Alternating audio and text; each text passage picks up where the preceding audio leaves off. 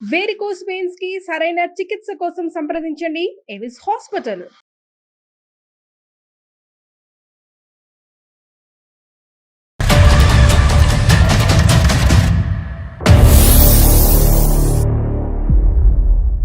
Welcome to అందమైన జీవితం. నమస్తే డాక్టర్ గారు. నమస్తే. చాలా అర్జెంటు, నాకు మీ వైపు నుంచి డాక్టర్ గారు ఒక సలహా కావాలి అని చెప్పేసి ఒక 15 రోజుల్లో పెళ్లి ఉందనగా ఒక 4 రోజుల క్రితం ఒకసారి మాట్లాడదామండి. తప్పకుండా. ఎందుకంటే మనం లైఫ్ ఈవెంట్స్ అంటూ ఉంటాం. అవునవును. అలాంటి లైఫ్ ఈవెంట్స్ లో అతి ప్రమాదకరమైనది. అవునండి, అవునవును. 2 కుటుంబాలని హలో హలో రాహుల్ గారండి? హలో, ఎవరు? నేను జయానండి, అందమైన జీవితం ప్రోగ్రామ్ నుంచి కాల్ చేస్తున్నాను. హలో మేడం, నమస్తే మేడం. నమస్తే అండి. నమస్తే రాహుల్ గారు. మేడం మేడం మీరు ఇంత తొందరగా రియాక్ట్ అవుతారు అనుకోలేదు మేడం. అయితే డాక్టర్ గారు ఉన్నారు, డాక్టర్ కళ్యాణ్ చక్రవర్తి గారు కూడా ఉన్నారు స్టూడియోలో. మేడం మేడం ఒక్కసారి మీ thank you so much madam for calling. మీ కాల్ కోసం వెయిట్ చేస్తున్నాను మేడం. ఎప్పుడు కాల్ చేస్తారా, ఎప్పుడు మాట్లాడదామా ఎస్ అదే డాక్టర్ గారు ఇచ్చే ఒక చిన్న సలహా లేకుంటే సూచన జీవితంలో ఒక మలుపు తిరగొచ్చు అనే ఒక ఉద్దేశమేనండి. దానికోసమే ఈ ప్రోగ్రాము మీకు ఇమీడియట్ గా కాల్ చేయటం ఉద్దేశం కూడా అదేనండి. ఒక్కసారి మాట్లాడండి డాక్టర్ గారు. నమస్తే సార్. నమస్తే నాన్న, చెప్పినాను ఏంటి సమస్య, మీ వయసు ఎంత, మీరు ఎక్కడి నుంచి మాట్లాడుతున్నారు? సార్ నా పేరు రాహుల్ సార్. నాకు 29 years సార్. నేను వైజాగ్ నుంచి కాల్ చేస్తున్నాను sir. Okay. I'm working as a software engineer sir. 1.5 and above నేను take home every month sir. Super super. Very okay good నాన్న. సార్ యాక్చువల్లీ నా బాధ ఏంటంటే సార్, నేను ఎందుకు మెయిల్ చేశానంటే సార్, నేను ఎన్నో సంబంధాలు చూసాను సార్, కానీ ఏది నచ్చలేదు. నేను రీసెంట్ గా ఒక సంబంధం చూసాను సార్. ఆ అమ్మాయి బాగా నచ్చింది సార్ నాకు. చాలా చాలా అంటే చాలా బాగా నచ్చింది. మంచి బ్రాడ్ మైండెడ్ మంచి అమ్మాయి. తనతో మాట్లాడిన తర్వాత ఆ పెళ్లి చూపుల్లో నాకు తెలిసింది సార్. నేను ఆ పెళ్లి చూపులు అయిపోయిన తర్వాత ఒక 7 to 8 times ఫోన్ లో కూడా మాట్లాడాను సార్ అమ్మాయితోని. ఇంకా మా నాన్నతో చెప్పాను, నాన్న నాకు ఎలాంటి కట్నం వద్దు మనకి, నాకు అమ్మాయి చాలా బాగా నచ్చింది, ఈ అమ్మాయినే చేసుకుంటాను నేను అని చెప్పేసి అంటే, ఇంకా మా అమ్మ నాన్న వాళ్ళు చాలా సంతోషంగా ఫీల్ అయ్యారు సార్. ఫీల్ అయ్యి ఓకే అక్కడికి వీడు పెళ్లికైతే ఒప్పుకున్నాడు కదా అని చెప్పేసి వాళ్ళు డిసైడ్ అయ్యి చాలా అరేంజ్మెంట్స్ చేసుకున్నాం సార్. అంటే అన్ని వచ్చిన సంబంధమేనా రాహుల్ ఇది? అవును మేడం. మొత్తం అన్ని అరేంజ్ చేసుకున్నాం మేడం. మ్యారేజ్ చాలా గ్రాండ్ గా చేయాలి, అంగరంగ వైభవంగా చేయాలి అన్న ఇదితోని అరేంజ్ చేసుకున్నాం మేడం. అరేంజ్ చేసుకున్న పెళ్లి కార్డులు కూడా అన్ని కొట్టించేసాం మేడం. కొట్టించేసిన తర్వాత సడన్ గా ఏమైందో, నాకు ఈ మ్యారేజ్ వద్దు అని చెప్పేసి క్యాన్సిల్ చేసేయండి అని చెప్పేసి అన్నదండి. దేనికో అర్థం కాలేదు మేడం. ఎందుకు ఇలాగ అన్నదో అర్థం కాలేదు. ఇంకా వాళ్ళ నాన్నగారిని అడిగాను, అంకుల్ ప్రాబ్లం ఏంటి, అసలు కాజ్ ఏంటి, నా వల్ల ఏమైనా తప్పు జరిగిందా, నేనేమైనా తప్పు చేశానా, నేను తనతోని మాట్లాడిన 7-8 సార్లు కూడా ఫోన్ లో పద్ధతిగానే మాట్లాడాను. దెన్ వై షీ రిజెక్టెడ్ మీ. అమ్మాయితో మాట్లాడారా మీరు? మళ్ళీ ఎందుకు రిజెక్ట్ చేసింది ఏంటని మాట్లాడదామని ట్రై చేస్తుంటే నా కాల్ లిఫ్ట్ చేయట్లేదు మేడం. నా కాల్ కట్ చేస్తుంది. ఫ్యూ క్వశ్చన్స్ రావాలి. ఒకటి, ఆ అమ్మాయిలో ఏం నచ్చింది రావాలి నీకు అంత ఇదిగా? అంటే చూడటానికి అందంగా ఉంటుందా, చదువా, లేదంటే డిసిప్లినా, ఏంటి, ఏం నచ్చింది మీకు? ఏం చూస్తున్నారు మీరు? ఒక అమ్మాయిలో ఏం చూసేవారు పెళ్లికి ముందు? ఆ అమ్మాయి మాట్లాడే విధానం బాగుండాలి. అమ్మాయి నాకు అందంగా తెల్లగా ఇది అది అన్నది కాదు సార్. ఆ అమ్మాయి ఎంత పద్ధతిగా ఉన్నది అన్నది నాకు కావాలి. దానికోసం అని ఆ అమ్మాయి పెళ్లి చూపుల్లో ఎంత పద్ధతిగా ఉందో, ఎంత పద్ధతిగా మాట్లాడిందో, ఆ డిసిప్లిన్ అదంతా చూసి కూడా నాకు చాలా బాగా నచ్చేసింది సార్. ఇప్పుడు మీరు మాకు చేయడానికి కారణం ఏంటి నాన్న? Why did you call us? I humbly request, please sir నాకు ఆ అమ్మాయి ఎలాగైనా కావాలి. మీరు నా తరపు నుంచి ఆ అమ్మాయికి కాల్ చేసి కాజ్ ఏంటో కనుక్కొని నాకు మళ్ళీ ఆ అమ్మాయి నన్ను ఒప్పుకొని నన్ను పెళ్లి చేసుకునేలా చేస్తారు అన్న ఇంటెన్షన్ తోని నేను మీకు మెయిల్ చేశాను sir. Please help me sir. పెళ్లి కుదిరిన తర్వాత ఇలాగ వెనకడుగు వేయటం ఎంతో బలమైన కారణం ఉంటే తప్ప ఇలా వెనక వేయటం అనేది అబ్సల్యూట్లీ తప్పు నాన్న. అది నెంబర్ 1. ఫస్ట్ మనం కారణం కనుక్కోవాలి. నెంబర్ 2 మోస్ట్ ఇంపార్టెంట్ ఏంటంటే కలుస్తారా లేదా అనేటటువంటిది మా చేతుల్లో ఉండదు. ఓకే, మేము మాట్లాడతాం, కారణం కనుక్కుంటాం, దాన్ని బట్టి ఒక కౌన్సిలింగ్ అనేటటువంటి చేద్దాము. అవుతుందా లేదా అనేటటువంటిది మనం పరిస్థితి బట్టి ఆలోచిద్దాం. ఈ మధ్యలో మీరు ఎప్పుడు కలవలేదండి డైరెక్ట్ గా? అంటే బట్టలు కొనడానికి పెళ్లి పనుల మీద ఎక్కడైనా మధ్యలో కలిసారా రాహుల్ ఒక్కసారైనా? లేదు మేడం, అంటే ఫోన్ లో తప్ప డైరెక్ట్ గా Okay. కలవలేదు మేడం. కలుపుదాం. ఓకే, ఫోన్ నెంబర్ ఉందా నాన్న? ఉంది సార్, ఉంది సార్. ఒకసారి నాకు మెసేజ్ చేయండి, నేను తనతో కాల్ చేస్తాను. ఏమండి తన నెంబర్ మనం ఎందుకు రివీల్ చేయటం? ఎస్, డాక్టర్ గారు రాహుల్ లైన్ లో ఉన్నారండి. నేను అమ్మాయిని తీసుకుంటాను కాల్లోకి. రాహుల్ మీరు ఏం మాట్లాడకండి, ఒకసారి తనతో మాట్లాడేశాక నేను మిమ్మల్ని లైన్ లోకి తీసుకుంటాను. రైట్? సరే మేడం, సరే మేడం. ఓకే.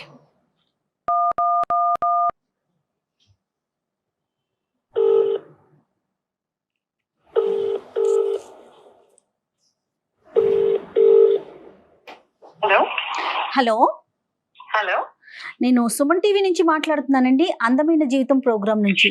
మీతో కొంచెం, నాతో పాటు డాక్టర్ కళ్యాణ్ చక్రవర్తి గారు కూడా ఉన్నారు. ఓకే. ఒక చిన్న విషయం మీద మీతో మాట్లాడదామని కాల్ చేశాను. మీరు పర్మిషన్ ఇస్తే మాట్లాడతామండి. తప్పకుండా అండి. రైట్ డాక్టర్ గారు. అమ్మ నందిని, సారీ అమ్మా, మీరు మాకు మీకు చెప్పకుండా మేము ఇలాగా సర్ప్రైజింగ్గా మీకు కాల్ చేయడానికి ప్రధానమైన కారణం ఒక సెన్సిటివ్ ఇష్యూ గురించి డిస్కస్ చేయడానికి.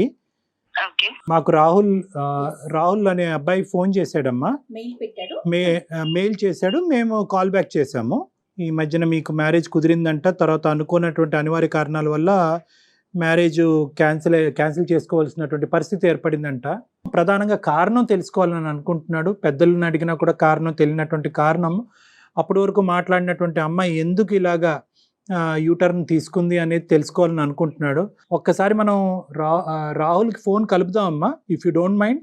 ఒక విషయానికి దానికి తగినట్టుగా దానికి మంచో చెడో ఒక కారణం చెప్తే తెలిసిపోతే అవతల వ్యక్తులు కూడా కొంత కూల్ గా ఉంటారేమో అని అనిపించింది నందిని గారు. ఓకే. మీరేమంటారు చెప్పండి, పూర్తిగా మీదే నిర్ణయం అండి. నేను అతనితో మాట్లాడే ముందు కాసేపు మీతో మాట్లాడచ్చా అండి? డెఫినెట్లీ చెప్పండి. యా, అతను పెళ్లి చూపులకి రావటం, నాతో మాట్లాడటం అంతా జరిగిందండి. ఓకే. బట్ ఈ ప్రాసెస్ లో పెళ్లి చూపులు జరుగుతున్న ఒక ఆడపిల్ల తన ఇంటికి వస్తున్న ఒక అబ్బాయి గురించి ఏ మాత్రం నాలెడ్జ్ ఉండదు.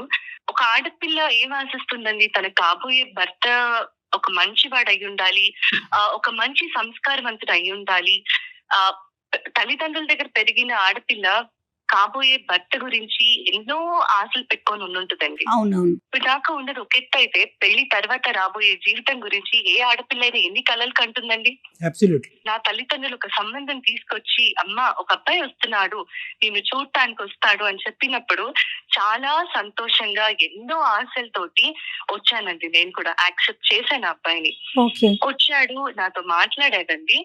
ఈ మాట్లాడే కాన్వర్సేషన్ లో నన్ను మన ఇద్దరం పర్సనల్ గా మాట్లాడుకుందాము అన్నాడు. ఓకే. అన్నప్పుడు తప్పకుండా అన్నాను. లేచి పక్కకు వచ్చాము ఇద్దరము. ఆ మాట్లాడుతున్న కాన్వర్సేషన్ లో అతను ఒక మాట అడిగాడండి. ఒక ఆడపిల్లని, అది ఇష్టపడి లేకపోతే ఖచ్చితంగా ఆ అమ్మాయిని పెళ్లి చేసుకోవాలనుకొని వచ్చిన ఒక అబ్బాయి కాబోయే ఒక భార్యని అడగాల్సిన మాటేనా కాదా అన్నది నేను చెప్పిన తర్వాత పెద్దవాళ్ళుగా మీరే ఆలోచించండి. చెప్పండి అమ్మా. నేను చెప్పలేకపోతున్నానండి. అయ్యో. ఒక గౌరవ మర్యాద కుటుంబంలో పుట్టి పెరిగిన ఆడపిల్లని నేను చాలా సంస్కారవంతంగా మాట్లాడతాను ఎవరితో అయినా సరే. అలాంటిది నన్ను పట్టుకొని అయ్యో వర్జిన్ అని అడిగాడండి. ఒక భర్తగా అతను నా ఇంటికి వచ్చినప్పుడు అతన్ని నేను పెళ్లి చేసుకోబోతున్నాను అని నేను మనసులో ఫిక్స్ అయిన తర్వాత అయ్యో వర్జిన్ అని అడిగిన ఆ ప్రశ్నకి ఒక ఆడపిల్ల ఎలా రియాక్ట్ అవ్వాలండి? అలాంటి వాడు రేపు నన్ను ఏం చూసుకుంటాడండి? రేపు నేను పాలవాడితో మాట్లాడినా, పేపర్ వాడితో మాట్లాడినా అనుమానిస్తాడు కదా. అలాంటి వాడిని నేను ఎలా పెళ్లి చేసుకోవాలి? తన ఫ్రెండ్స్ వల్ల అయ్యి ఉండొచ్చు, లేదంటే తను పెరిగిన బ్యాక్గ్రౌండ్ అయ్యి ఉండొచ్చు. మేబీ ఇది ట్రెండ్ ఏమో ఈ మధ్య జనాలు ఇలా అడగటాలు, కాబట్టి వాళ్ళు క్యాజువల్ గా అడిగాడేమో అని కూడా అనుకున్నానండి. కొద్ది రోజులు నేను టైం కూడా తీసుకున్నాను. అందుకే ఈ ఒక్క మాట అడిగిన దానివల్ల నేను ఇంత మనసు చంపుకొని ఈ సంబంధానికి ఒప్పుకోవాలా? నాకేమంత అవసరం? లోపల నేను ఎంత కృషించిపోయానో నాకు తెలిసింది. ఆ మాటకి అతని మొహం చూడాలన్నా, తిరిగి మళ్ళీ అతనితో మాట్లాడాలన్నా నాకు ఎలా మనసు వస్తుంది? సారీ అమ్మా, నిజంగా ఈ అబ్బాయి ఈ మాట నిన్ను అడిగాడని మాకు తెలుసుంటే అసలు మీకు కాలే చేయకుండా ఉండేవాళ్ళు. అవునండి. ఎందుకంటే because this ends all conversations. ఈ ఒక్క ప్రశ్న ఏదైతే, ఈ అసభ్యకరమైనటువంటి ప్రశ్న ఏదైతే ఈ అబ్బాయి నిన్ను అడిగాడో, మరి తెలివి ఉండి అడిగాడా, తెలివి తక్కువగా అడిగాడా, మత్తులో అడిగాడో మాకు తెలియదు, కానీ ఏదైతే ఇది అడిగాడో this puts an end to all conversations.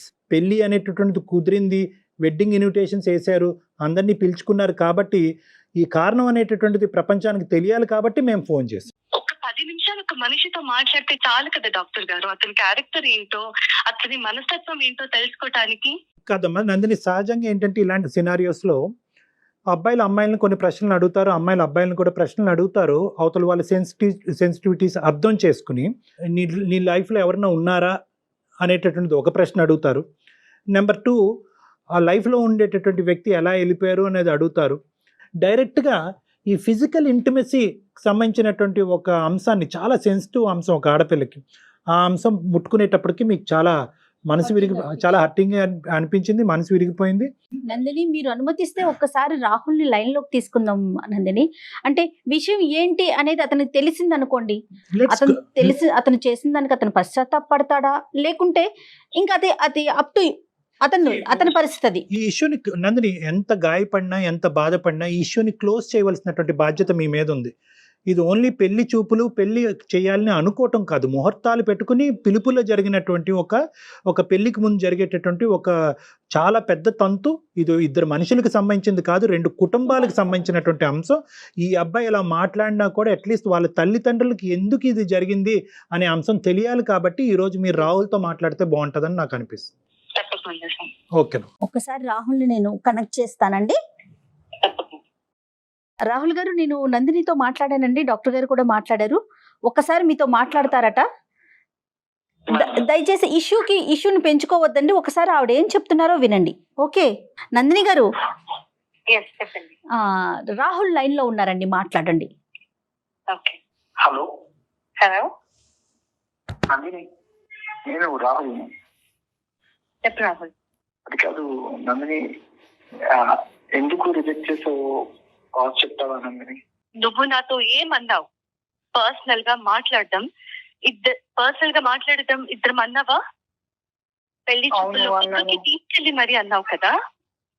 నువ్వు ఇంత ప్రెజర్ చేసి పబ్లిక్ లో పెట్టావు కదా ఇష్యూని. ఇంకా నేను పబ్లిక్ లోకి వచ్చాక కూడా చెప్పకపోతే, నువ్వు నన్ను ఎంత హర్ట్ చేసావన్నది చెప్పకపోతే, నలుగురిలో నేను తలదించుకొని బతకాల్సిన అవసరం వస్తుంది. నువ్వేం అడిగావు నన్ను ఒకసారి గుర్తు తెచ్చుకో రాహుల్. వర్జిన్ అని అడిగావు, నన్ను పట్టుకొని నువ్వు వర్జిన్ అని అడుగుతావా? ఏమనుకుంటున్నావు నీ గురించి? ఇదేనా నీ సంస్కారం? ఇదేనా నీ తల్లిదండ్రులకు నేర్పించండి సంస్కారం? ఒక్కసారి ఆలోచించలేదా రాహుల్? నన్ను అంత ఇష్టపడ్డానన్నావు కదా రాహుల్, ఇలాంటి మాట అడగాల్సింది ఒక కాబోయే భార్యని. ఇష్టపడిన వాడు ఇలాంటి మాట అడుగుతాడు కాబోయే భార్యని పట్టుకొని? సారీ రాహుల్, నువ్వు నన్ను చాలా బాధ పెట్టావు రాహుల్.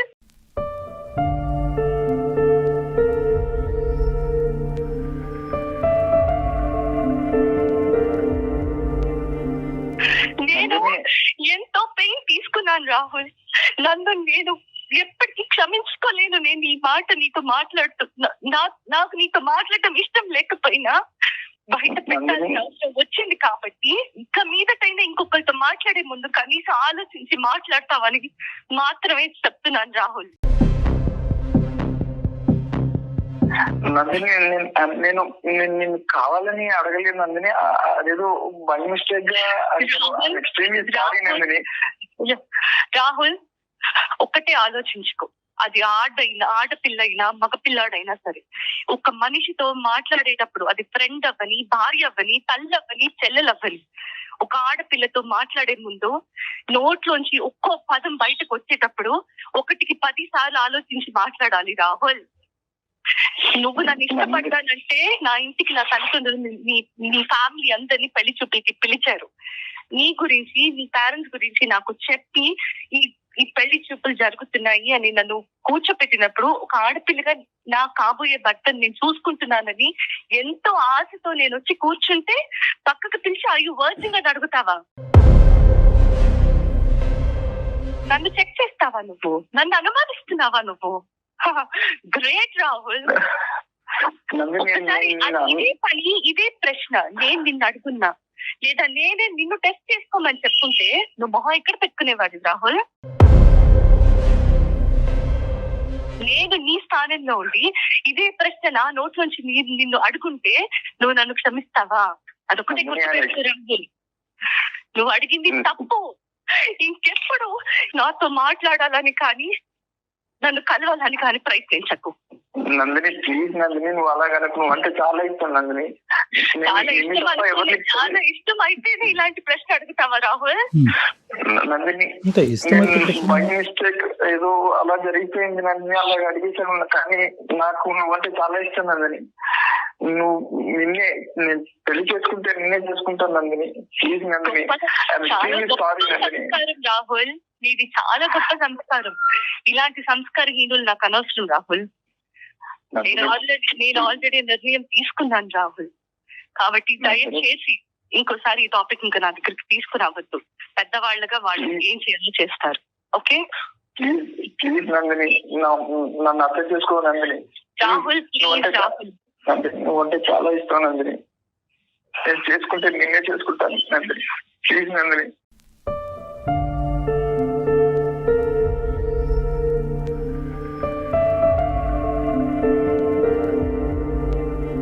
నందిని, మాట్లాడు నందిని. Sorry doctor, emotional. నా వల్ల తప్పు జరిగిపోయిందండి. అంటే నేనేదో బై మిస్టేక్, నేను కావాలని నందిని నేను అనుమానం పడలేదు, లేకపోతే నన్ను అలా అడగాలని అడగలేదు. బై మిస్టేక్ గా వచ్చేసింది. కానీ నేను చేసిన తప్పే డాక్టర్ గారు. కానీ పెళ్ళంటే చేసుకుంటే నందిని చేసుకుంటాను డాక్టర్ గారు. పోస్ట్ కల్చర్ని ఎక్కడెక్కడ పెట్టుకోవాలో అక్కడ పెట్టుకోవట్లేదు. అనవసరమైన ప్లేసెస్లో ఆ కల్చర్ని మనం అడాప్ట్ చేసేసుకోవటం అసలు మన కల్చర్ అండి ఇలా మాట్లాడటం అనేది. రాహుల్, ఇప్పుడు ఏదో చేసేసేయండి, ఆ అమ్మాయిని నన్ను కలిపేయండి, this is not the issue ఇక్కడ. రాహుల్, ఒక మాట అనే ముందు మీ మదర్తో కానీ మీ సిస్టర్తో కానీ ఎంత పద్ధతిగా మాట్లాడతావో అదే పద్ధతితో కాబోయేటటువంటి భార్యని తన సెన్సిటివిటీస్ ఆలోచించి మాట్లాడటం అనేది చాలా ఇంపార్టెంట్. ఈరోజు బహుశా నందిని అక్కడ ఉంది కాబట్టి కొంతమంది అమ్మాయిలు ఉంటారు, వాళ్ళని ఇంకో పద్ధతిలో అర్థం చేసుకుంటారు. ఓకే, నా క్యారెక్టర్ గురించి అడుగుతున్నాడు కాబట్టి నీ క్యారెక్టర్ ఏంటి అని అడగచ్చు. కానీ నందిని ఆ స్థాయి అమ్మాయి కాదు. ఆ అమ్మాయి యొక్క సెన్సిటివిటీస్ నువ్వు అర్థం చేసుకోవాల్సినటువంటి అవసరం ఉంది, నెంబర్ 1. నెంబర్ 2 ఏంటంటే, ఈరోజు ఒక మాటే కదండి, మాటను నేను వెనక్కి తీసేసుకుంటాను, నన్ను క్షమించండి అన్ను అనేటటువంటి పద్ధతి ఏదైతే ఉందో అన్యాక్సెప్టబుల్ టు నందిని. మీరు చేయాల్సిందంతా చేసేశారు, అడగకూడని ప్రశ్నలు అడిగేశారు, మళ్ళీ తనే కావాలంటే ఎలా సాధ్యమవుతుంది? ఆ అమ్మాయి ఈరోజు పబ్లిక్లోకి వెళ్ళి ఈరోజు నేను ఈ అబ్బాయిని వదిలేయటానికి ఈ అబ్బాయి నోట్లోంచి ఈ మాట వచ్చింది అనేటటువంటి మాట ఆ అమ్మాయి బయటికి చెప్పలేదు. మేము అడగ్గా ఈరోజు మాకు చెప్పింది, బాధపడుతూ ఏడుస్తూ. ఎందుకు? నీ క్యారెక్టర్ని కూడా అక్కడ కాపాడేటటువంటి ప్రయత్నం ఆ అమ్మాయి చేస్తుంది. నీ నోట్లోంచి ఇలాంటి మాటలు ఊడి పడతాయి అనేటటువంటిది అంశం సమాజంలోకి వెళ్తే కనుక నువ్వు చూస్ చేసుకోవటం కాదు, అమ్మాయిలు నిన్ను చూస్ చేసుకోరు. ఒక కఠినమైనటువంటి నిర్ణయం తీసుకుంది అని భావించద్దు.